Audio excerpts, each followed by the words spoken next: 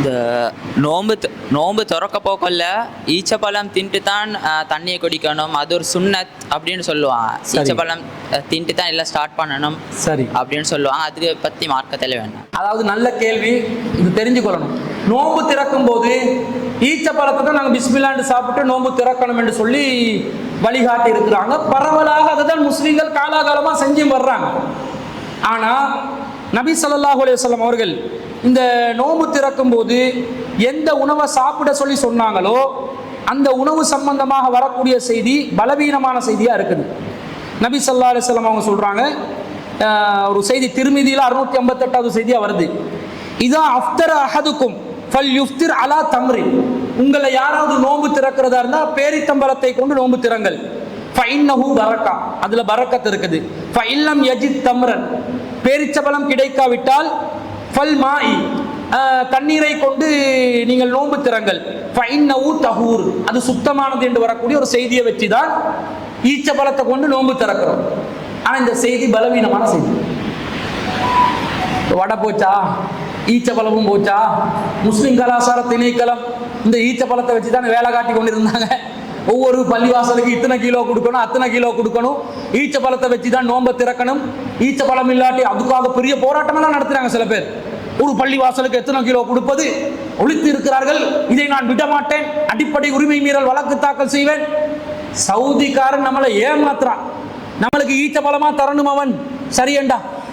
உண்மையிலே அல்லாஹ் என்ன சொல்றான், லன் தனாலுல் பிர்ர ஹத்தா துன்ஃபிகு மிம்மா துஹிப்பூன், நீங்கள் விரும்பியவற்றிலிருந்து அல்லாஹ்வின் பாதையில் செலவிடாதவரை நீங்கள் நன்மையை அடைய மாட்டீர்கள். சவுதிக்காரங்கிட்ட போயிட்டு கேளுங்க, உனக்கு ஈச்சப்பழம் விருப்பமா பெட்ரோல் விருப்பமாண்டு என்ன சொல்லுவான்? பெட்ரோல் தான். அவனோட வாழ்க்கையே பெட்ரோல்ல தான் ஓடுது. பெட்ரோல் ஃபியூல் தான் அவனோட வாழ்க்கையே. அவன் பெட்ரோலை வச்சு நியோம் சிட்டி உருவாக்கி கொண்டிருக்கிறான். 2030க்கு நமக்கு ஈச்சப்பழத்தை அனுப்புறான். ஈச்சப்பழம் இங்கே கிடைக்காத ஈச்சப்பழம் தானே. ஈச்சப்பழம் சவுதியில மட்டும்தான் கிடைக்குமா? வேற நாடுகள்ல கிடைக்காதா? அவன் தர்றதா தான் என்ன தரணும் எங்களுக்கு? முஸ்லிம் சமூகத்துடைய எண்ணிக்கையை பார்த்து எத்தனை பேர்ட்ட அண்டர் கிராஜுவேட்ஸ் இருக்கிறீங்க, இந்தாடா ஸ்காலர்ஷிப் எல்லாம் படிங்கடா. எத்தனை பேர் வேலை வாய்ப்பு இல்லாம இருக்கிறீங்க, எத்தனை இளைஞர்கள் திருமணத்துக்கு வசதி இல்லாம இருக்கிறீங்க, எத்தனை விதவைகள் இந்த சமூகத்தில் இருக்கிறார்கள், எத்தனை முஸ்லிம் பல்கலைக்கழகங்கள் வேண்டும், சட்ட ரீதியா கவர்மெண்ட் பிரச்சனை பண்றானா அதுக்கு அழுத்தம் தெரிவிக்கிறோம் என்று சொல்லி இந்த சமூகத்துக்கு ஒரு பாதுகாக்கும் அரணாக நிற்காம ஈச்ச பழத்தை கொடுத்து ஏமாத்தி கொண்டு இருக்கிறார். அதுக்கு இவங்க பெரிய போட்டி திணைக்களம் ஒன்று வச்சுக்கொண்டு அதுல பிரதான எஜெண்டா அது ஈச்ச பழத்தை பங்கிட்டு கொடுக்குறது. இவங்களுக்கு மூளை கொஞ்சமாவது மசாலா இல்லைன்னு விளங்குது இல்லையா? இந்த ஈச்சப்பழம் பங்கிடுறதுக்காக நீங்க திணைக்களம் வச்சிருக்கிறீங்க, அறிவு கெட்டவங்க.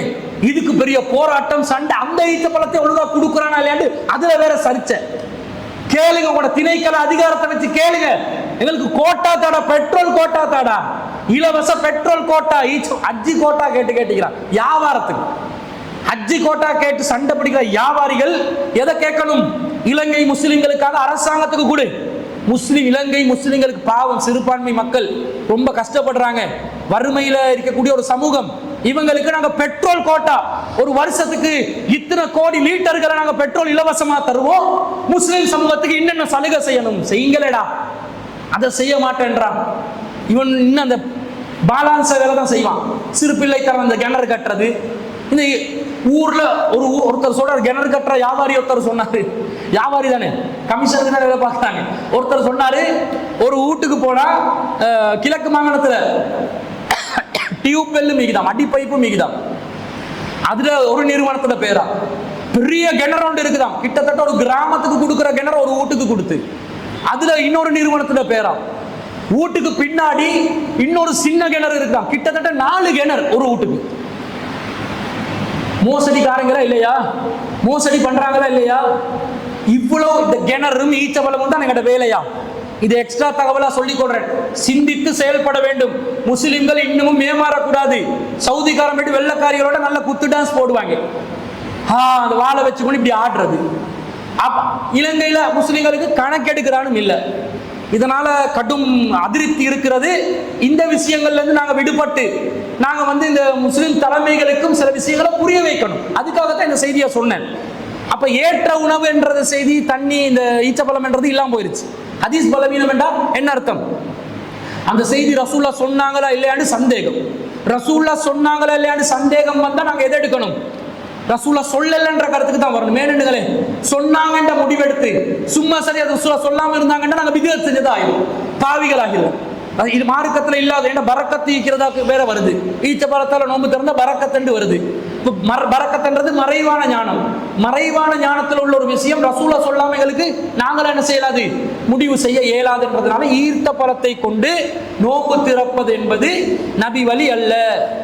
பிதுஅத்தாப்ப பிதுஅத் இல்ல. இதுல திறந்தா பரக்கத் கிடைக்கும்ன்றது இல்ல, எதுலையும் திறக்கலாம். இன்னொரு செய்தி வருது புகாரில 1941 செய்தி. ரசூல் ஸல்லல்லாஹு அலைஹி வஸல்லம் அவர்களோட சஹாபாக்கள் இருக்கிறாங்க. அப்ப ரசூல் ஸல்லல்லாஹு அலைஹி வஸல்லம் அவர்கள் குன்னா மா ரசூலுல்லாஹி ஸல்லல்லாஹு அலைஹி வஸல்லம் ஃபீ சஃபரின், ஒரு பயணத்தில் இருந்தோம். ஒரு மனிதருக்கு ரசூலா சொன்னாங்க இன்சில் ஃபஜ்தஹலி, எனக்கு நீ மாவு கரைசல், மாவை வந்து கரைச்சி வச்சிக்கிற ஒரு தண்ணி, மாவை வந்து மிக்ஸ் பண்ணிக்கிற ஒரு தண்ணி ஒண்ட எனக்கு கொண்டு வருவீராக என்று சொல்றாங்க. அவர் சொல்றார் யா ரசூலல்லாஹ் அஷம்சு, இன்னும் சூரியன் வெளிச்சம் இருக்குது அதுக்குள்ள கொண்டு வர சொல்றீங்க. ரசூலா சொல்றாங்க கொண்டு வா, அதை கொண்டு வா. இன்சில் ஃபஜ்தஹலி, எனக்கு அதை கொண்டு வந்துரு. யா ரசூலல்லாஹி ஷம்சு, இன்னும் வெளிச்சம் இருக்குது அல்லாஹ்வின் தூதரே அப்படின்றாரு. ரசூலா வந்து இன்சில் ஃபஜ்தஹலி, அந்த மாவு கரைசலை கொண்டு வந்துரு எனக்கு அப்படின்றாங்க. ஃபனஸல ஃபஜதஹலஹு ஃபஷரிப, பிறகு அவர் வந்து அதை கொண்டு வந்து கொடுக்க ரசூலா அதை குடிச்சி. என்ன ரசூலோட சாப்பாடுன்னு பாருங்க. நோம்பு திறக்கிறதுக்கு எதை குடிச்சாங்க? கோதமை கரைச்சி தண்ணியோட வச்சு குடிச்சிருக்கிறாங்களா இல்லையா? ஈச்சப்பழம் இப்ப எங்க போச்சு? ஈச்சப்பழம் இருந்துச்சா? ரசூலா குடிச்சாங்கன்னு வருது. பிறகு ரசூலா சொல்றாங்க இதா, இப்படி காட்டி சொல்றாங்க கிழக்கை மேற்கை, இதா ராய்துமுல் லைல அக்பல பின் ஆஹுனா ஃபகத் அஃப்தர ஸாயிமு. இந்த கிழக்கை மேற்கை நோக்கி காட்டி இந்த இடத்துல இருந்து சூரியன் அந்த இடத்துக்கு கீழே போயிட்டு மறைஞ்சிச்சண்டா அப்ப நோம்பாளி நோம்பு திறந்துடணும். நோம்பு திறக்கிறதுக்கு அடிப்படை சூரியன் மறைவதுதான், சூரியன் அஸ்தமனமாகுவதுதான். சூரியன் மறைஞ்ச உடனே வானத்தில் வெயில் இருக்கும், வானத்துல வெளிச்சம் இருக்கும். அதனால அது நோம்பு திறப்பதற்கு தடையாகாது என்று ரசூலா சொன்னதாக ஒரு செய்தி வருது. அப்ப சூரியன் மறைஞ்ச உடனே நோம்பு திறந்துடணும். சூரியன் மறைவு 6:15 6:15 நோம்பு திறக்கணும். ஒருத்தர் பாங்கு சொல்ல காட்டிலும் வெயிட் பண்ணணும் அர்த்தம் இல்லை.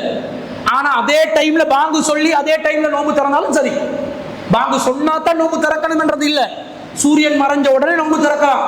ஒரு முஅத்தின் சரியா 6:15 அவர் பாங்கு சொல்றாரு, அந்த டைம்ல நாங்க நோம்பு திறந்தா அது தப்பும் இல்லை என்றது விளங்குது. இந்த செய்தியில என்ன வருது? ரசூல்லா நோம்பு திறக்கிறதுக்கு ஈச்சப்பழம் பயன்படுத்தினதா வருதா? இல்ல. அப்ப ரசூல் ஸல்லல்லாஹு அலைஹி வஸல்லம் அவர்கள் வேறு பொருட்களையும் கொண்டு நோம்பு திறந்திருக்கிறாங்க. கிடைச்ச பொருளை, எது நமக்கு ஒரு பொருளா கிடைக்குதோ அதை கொண்டு வந்து நோம்பு திறக்கலாம்.